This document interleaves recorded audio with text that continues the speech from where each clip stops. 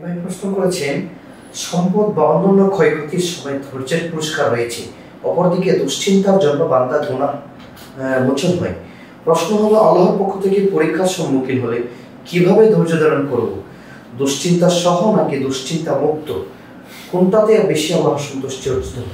ধন্যবাদ প্রিয় ভাই। যারা আমরা বলবো যে অবশ্যই সাবিরিন, আল্লাহ নিজেই বলেছেন যে যারা ধৈর্য ধরে বিপদ আপদে তাদেরকে সুসংবাদ দেওয়ার জন্য। তো আমরা বলবো যে ব্যক্তি বিশেষে ব্যস্ত হয়।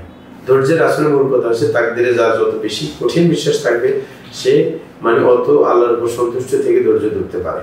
অনেকে ধৈর্যের সাথে ধৈর্য হালকা হওয়ার কারণে আপনার মনে অনেক টেনশন এসে যায়, কারণ সে ওই উপরের পর্যায়ে পৌঁছতে পারে না। একজনে বিপদে পড়েছে আলহামদুলিল্লাহ বলা, সে তো অনেক উপরের কথা। যা আল্লাহর প্রতি তারপরেও আল্লাহর প্রশংসা করা, সেটা উচ্চ পর্যায়ে।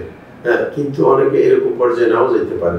যদি আলহামদুলিল্লাহ বলতে পারে, যেমন কারোর বাচ্চা মারা গেছে, সে যদি আলহামদুলিল্লাহ বলতে পারে, তখন ফেরেশতাদেরকে আল্লাহ বলছে ইবনুল হুবাইতা ফিল জান্নাহ ওয়া সামুহু বাইতুল হামদ, যে একজনের বাচ্চা মারা গেছে সে বলছে আলহামদুলিল্লাহ, তখন ফেরেশতাদেরকে আল্লাহ বলে তার জন্য জান্নাতে একটা ঘর বানাইবে, নাম দিবে এটা বাইতুল হামদ। কারণ সে আল্লাহর প্রশংসা, বিপদে পড়ে আল্লাহর প্রশংসা, সে আল্লাহর উপর এত বেশি আস্থাশীল যে আল্লাহর যে কোনো সিদ্ধান্ত মানে নেওয়া তার জন্য কোনো কষ্টকর না। তাই সেই পর্যায়ে যাইতে পারলে তো অনেক বেস্ট, সেটা উচ্চ পর্যায়ে।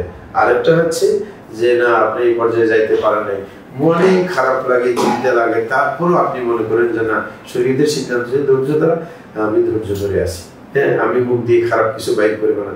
এই কারণে তো ইব্রাহিম যখন মারা গেছে, রাসূল আকরাম সাল্লাল্লাহু আলাইহি ওয়াসাল্লামের ছোট ছিল বাচ্চা, রাসূল ইসলামের কোলে থাকা অবস্থায় মারা গেল। রাসূল বলছে বলে যে তোমার বিচ্ছেদ বেদনায় আমরা কি কি বলে যে চিন্তিত। ওই যে চিন্তা আসে, ছোট বাচ্চার প্রতি দয়াবোধ আসে, এই কারণে হুজুর যে চিন্তা এটা আসে, কিন্তু উনি কোনো মুখ দিয়ে খারাপ কোনো কথা পায় না, যে আল্লাহর প্রতি ক্ষোভ প্রকাশ করার এরকম কোনো কথা বলে নাই। কিন্তু ওজন আসতেই পারে, চিন্তা আসতেই পারে, সবসময় যে এক অবস্থা যাবে তা না।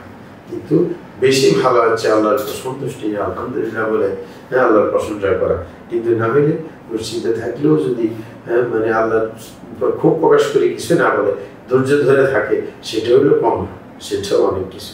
এখন তো অনেকে এতটুকু পারে না। জি, জাযাকুমুল্লাহ খাইর।